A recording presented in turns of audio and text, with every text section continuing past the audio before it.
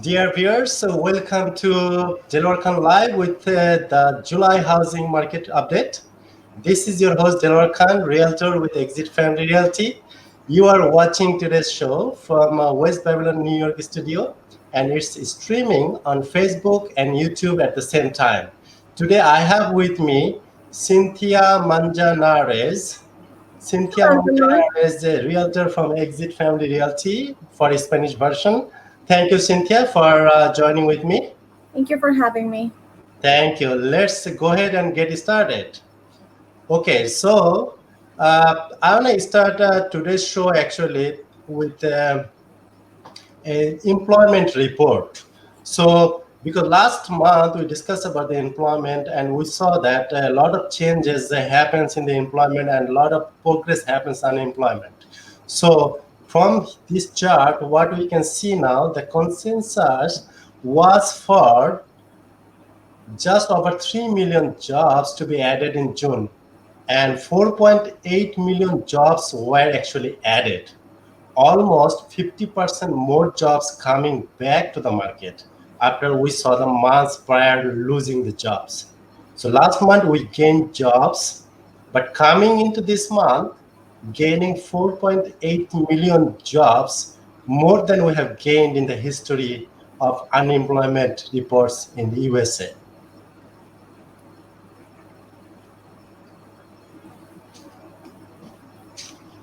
Vamos a comenzar con este informe mensual de mercadeo hablando del informe de desempleo. Si pueden ver aquí en mi pantalla, comenzaremos a hablar sobre eso. El consenso fue para un poco más de 3 millones de puestos laborales que se agregaron en junio, pero se han agregado 4.8 millones. El mes pasado ganamos empleos, pero este mes ganamos 4.8 millones de empleo, más de lo que hemos ganado en la historia de los informes de desempleo. Y esos provienen de varias áreas diferentes. Okay, so this slide, what you can see, the Bureau of Labor Statistics reported we ended up in June with 11.1% unemployment. The story really here is that unemployment went up in March and April and has come down in May and June. Certainly, we want to see that trend going up and continue in unemployment. More and more people are going back to work as they can go back safely and get back to the work that they do, as we see that already. As we break down this 11.1% unemployment, and it's important to remember that as 11.1% of the people are unemployment, and it still means 88.9, almost 89% of this out there are employed. So that is a very good news. It means 9 out of 10 almost that have a job can transact and do the things.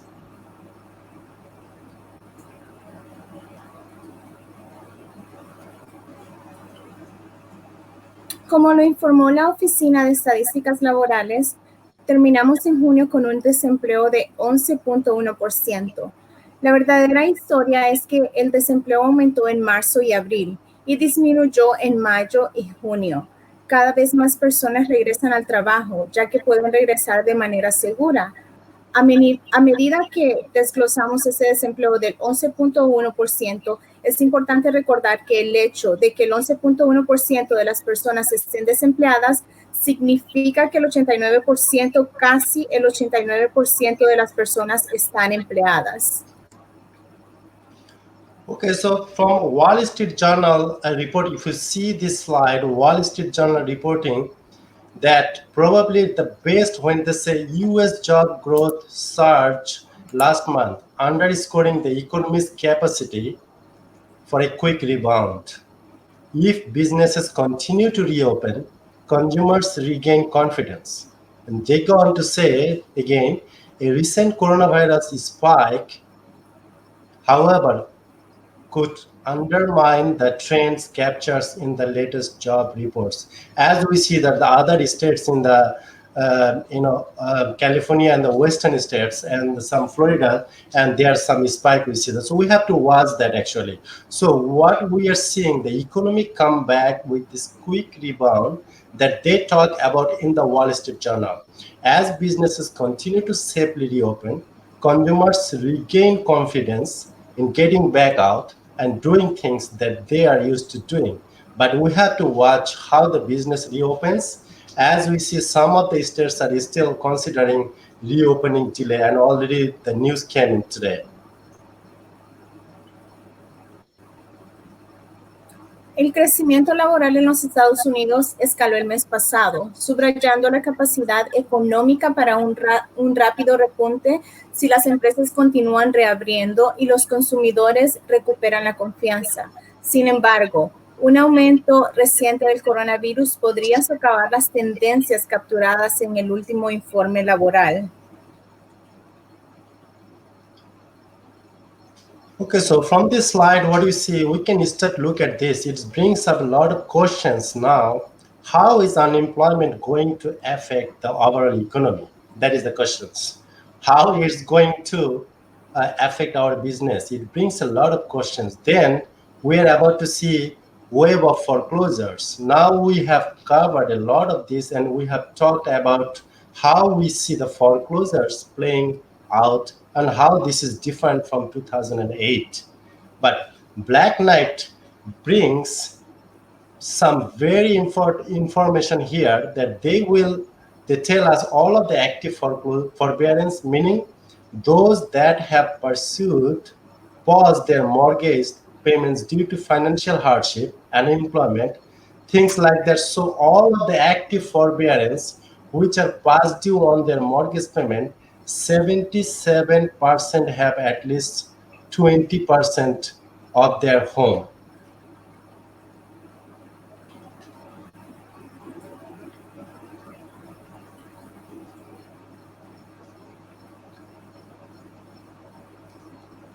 De todas las indulgencias activas que están atrasadas en sus pagos hipotecarios, 77% tiene por lo menos un 20% de plusvalía.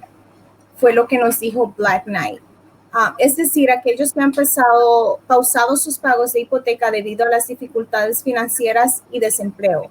Cosas así. Entonces, de todas las opciones de alivio activas que se tratan, de personas que están tarde en el pago de hipoteca, el 77% tiene al menos un 20% de plusvalía en su hogar. Si observas esta gráfica, puedes ver que el 90% tiene al menos un 10% de plusvalía en su hogar. ¿Qué significa esto? Resumiendo, en el informe que el alto nivel de plusvalía de hoy ofrece opciones para propietarios, legisladores e inversionistas.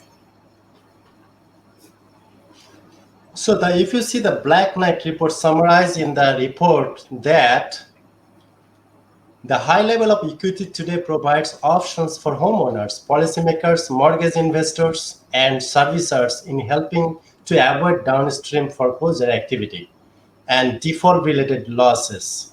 So this question of how is unemployment going to affect the housing market is a big question right now. We know that forbearance was enacted to help people survive in this economic storm, but yet it is causing people to say, okay, could we see foreclosures coming to the market with the number of people that don't have a job? We have to watch that very closely. So when you look at the Black Knight information, I want to talk about that for just a minute.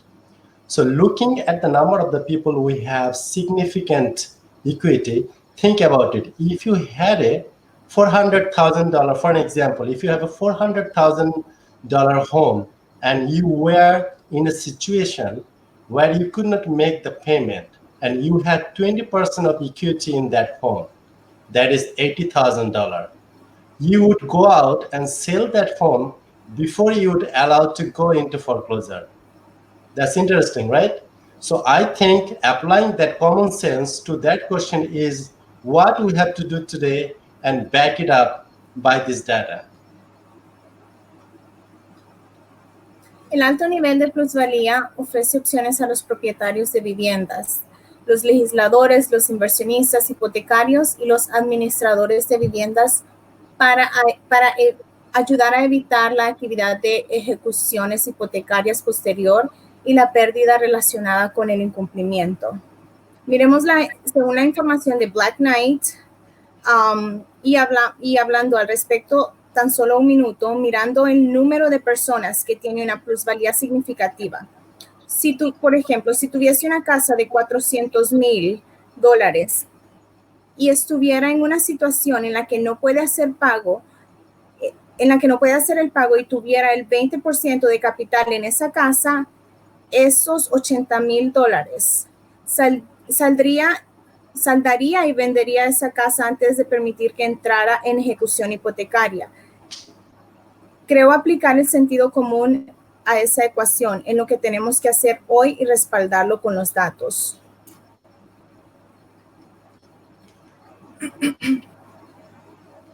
So from this slide, what we see that but unemployment story we are going to continue to watch. A lot of questions coming out of that, but seeing the overall unemployment rate come down, but the core unemployment rate ticks up just slightly. So this is very interesting. It causes concern and fear in the minds of the people that we serve.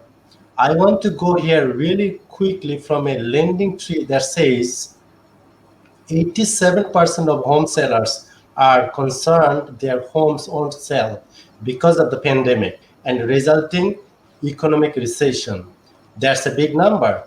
A lot of home sellers saying, I am concerned about what's going on out there and afraid that my home won't sell. And yet 372,000 homes were sold in the US last month. So what does it mean? It means, yes, we have a fear, but what we see over here, same time, is a huge amount of buyers are out there and homes are selling actually. 87% de los vendedores de casas están preocupados de que su casa no se venderá debido a la pandemia y la recesión económica resultante. Este es un número grande. Muchos vendedores de casas dicen, me preocupa lo que está sucediendo y tengo miedo de que mi casa no se venda. Y sin embargo, 372,000 casas se vendieron en los Estados Unidos el mes pasado. Necesitamos difundir esta información y poder comunicar que la cantidad de personas que buscan viviendas y la compra hoy en día sigue siendo extremadamente grande.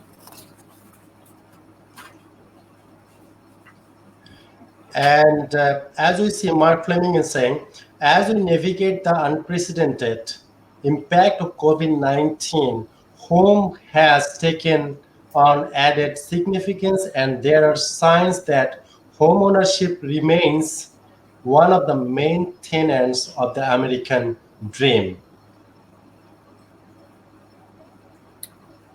Mark Fleming dice que a medida que navegamos por el impacto sin precedente de COVID-19, el hogar ha adquirido un significado adicional y hay señales de que la propiedad de la vivienda siga siendo uno de los inquilinos principales del sueño americano.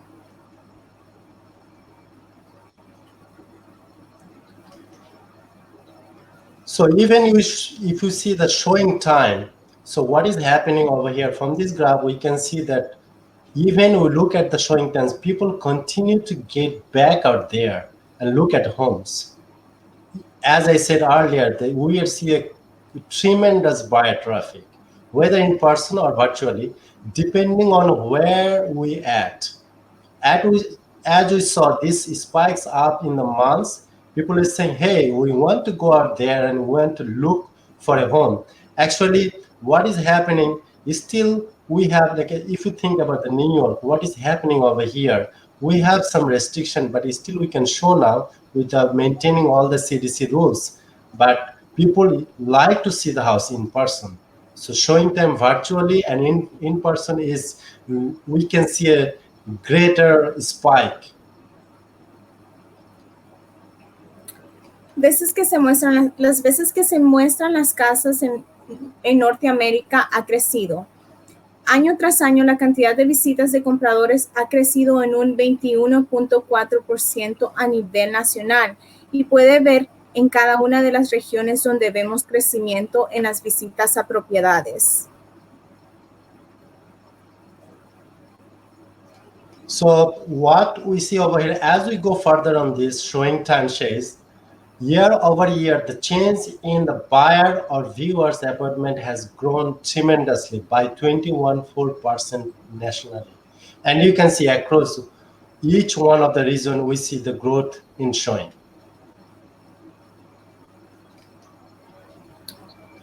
Cambio año tras año en las muestras virtuales en persona combinadas a los compradores.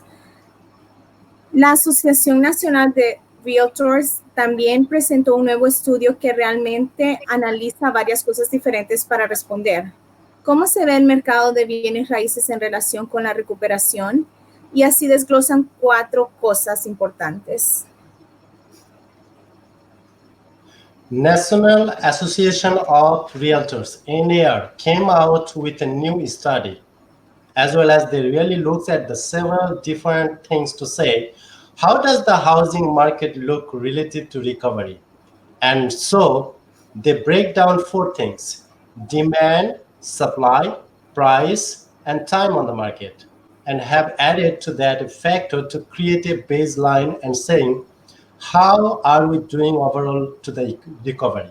And you can see as we bottomed out in March, then it started to come back there in late April and May, and not getting quite back up to the baseline of 100, but headed in that right direction in an overall housing market recovery.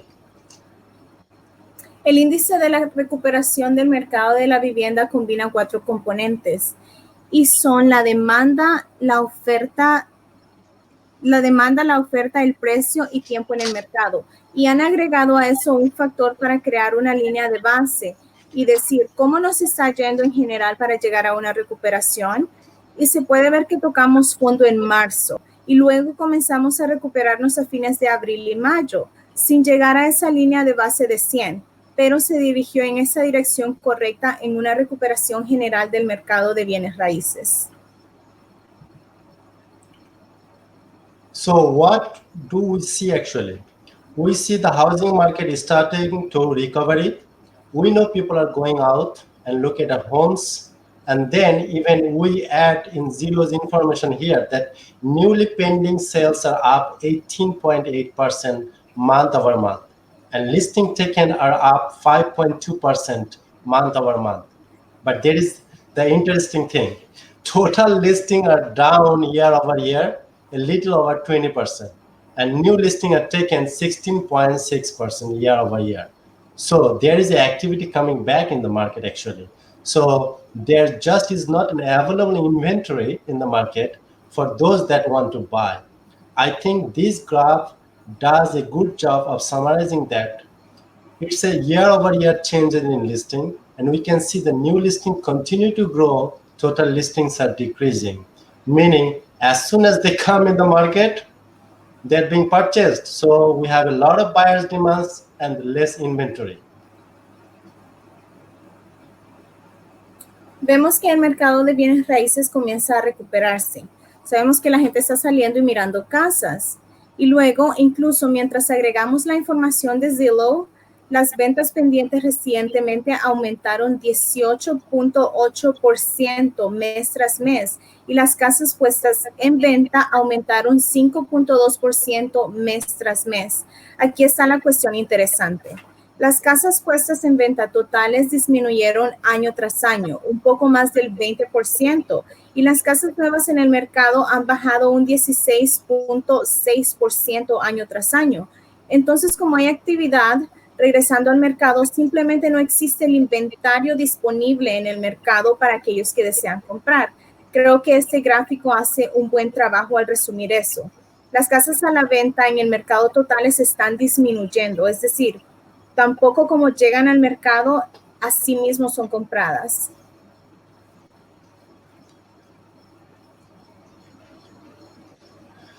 So as a sign of the demand that is in the market right now, we have talked a lot about supply and demand and how it's working in the market.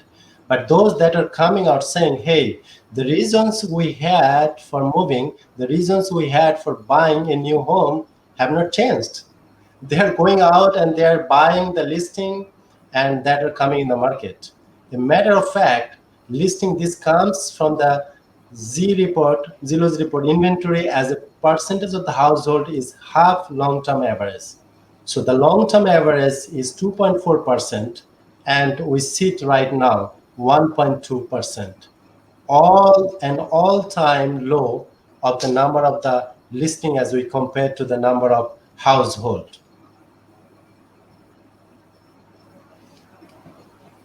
Inventario como porcentaje de los hogares es la mitad del promedio a largo plazo.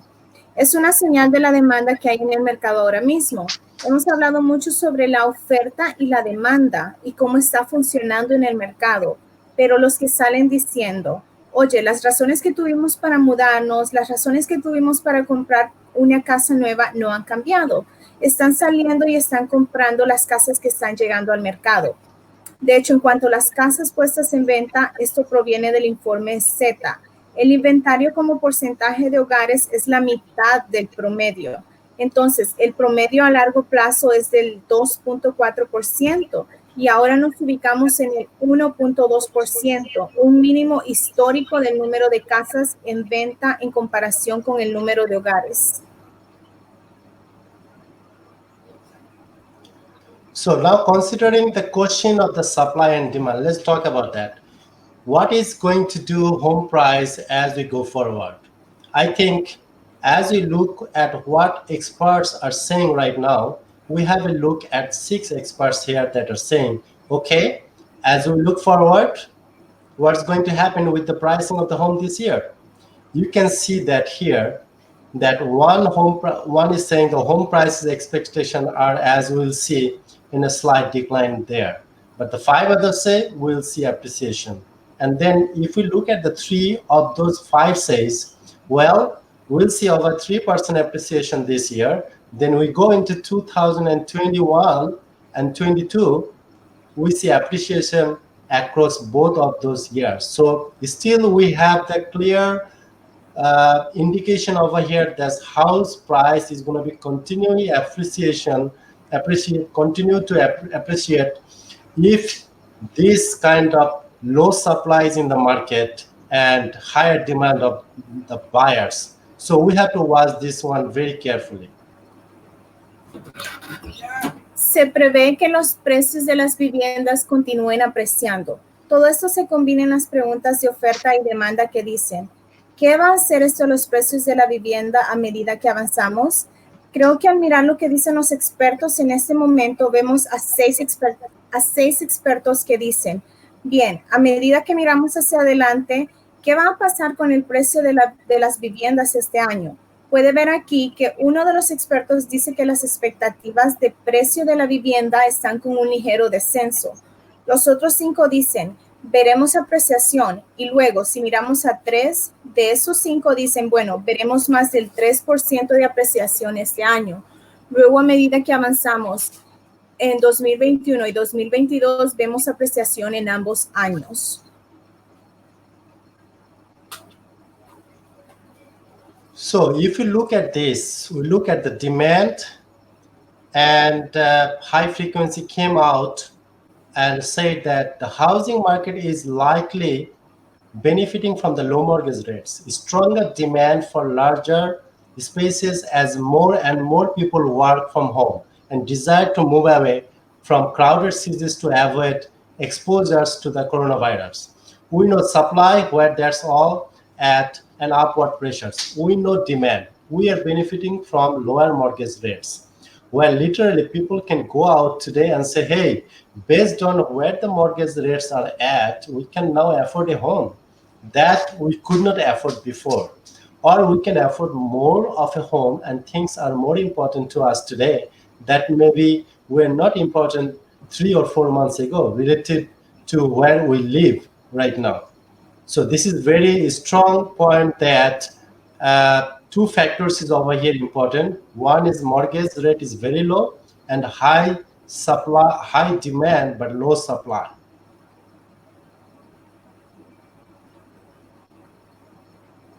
High Frequency Economics dijo, es probable que el mercado de la vivienda se beneficie de las tasas hipotecarias bajas, una demanda fuerte por espacios más grandes, a medida que más y más personas trabajan desde casa y del deseo de alejarse de las ciudades concurridas para evitar la exposición al coronavirus.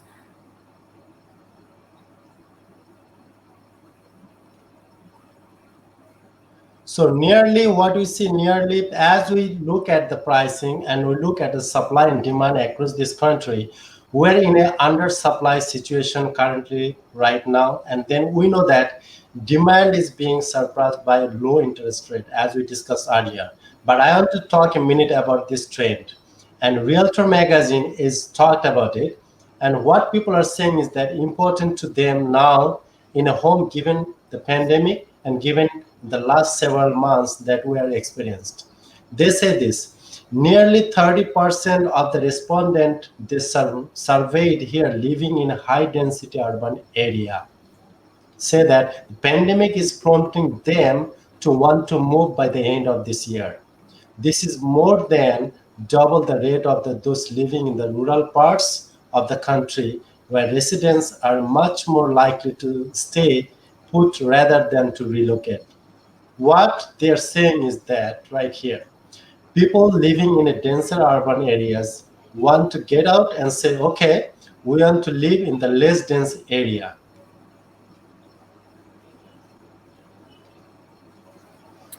Entonces, a medida que observamos los precios, observamos la oferta y la demanda en este país.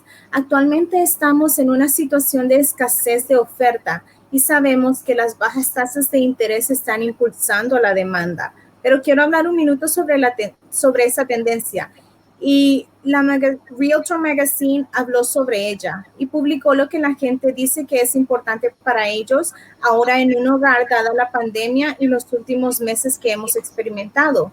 Y la gente dice, casi el 30% de los encuestados que viven en un área urbana de alta densidad dicen que la pandemia los está impulsando a querer mudarse para fin de año. Esto es más del doble de la tasa de personas que viven en zonas rurales del país, donde los residentes tienen muchas más probabilidades de quedarse en el lugar donde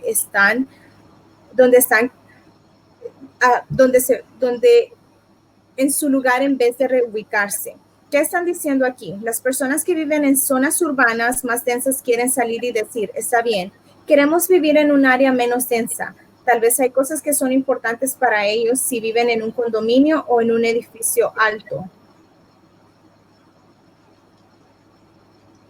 So maybe there are things that are important to them if you're living in a condo or in a high rise and they say, I want a backyard. I want more space. I want something like that. We are seeing that reflective in the surveys that are coming back.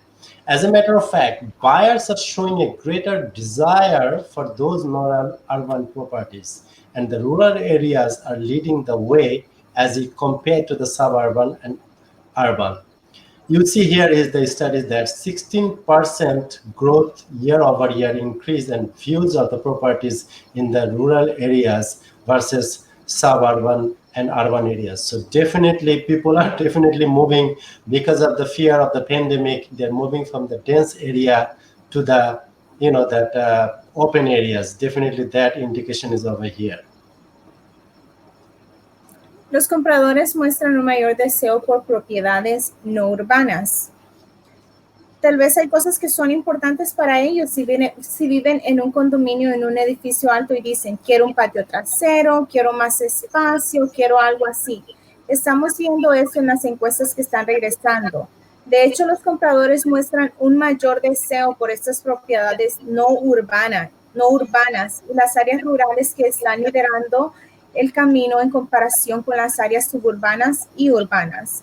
En este estudio se ve un crecimiento anual del 16% en las vistas de propiedades en áreas rurales versus áreas urbanas y suburbanas. Se está produciendo ese cambio de esto ahora es importante para nosotros cuando buscamos un nuevo hogar.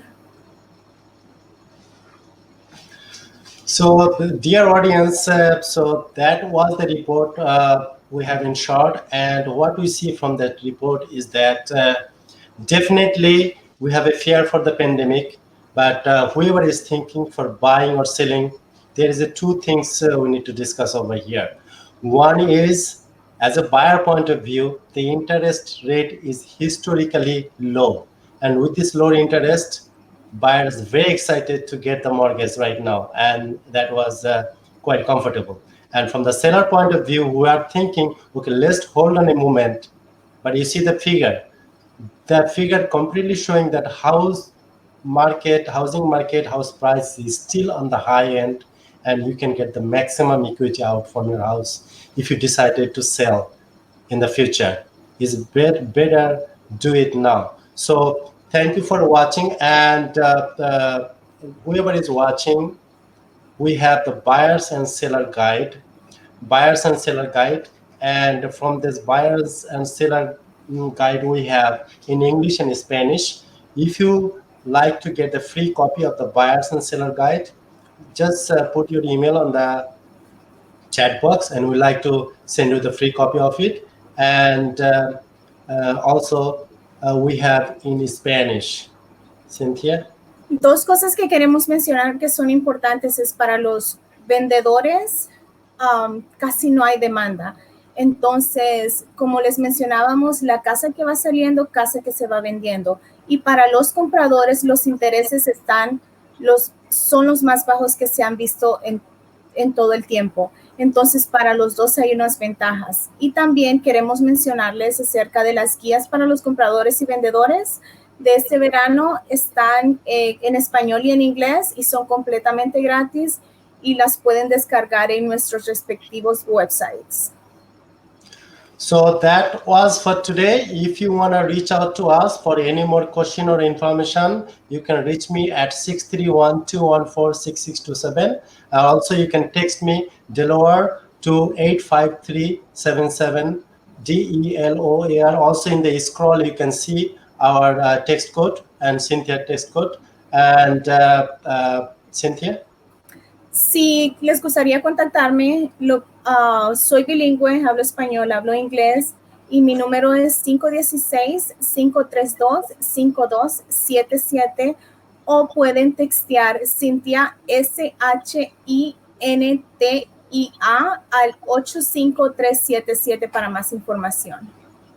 Thank you so much, dear audience, for watching the July market report. We'll see you again in August market report. And until now, bye-bye from Deloar Khan. Thank you. Thank you.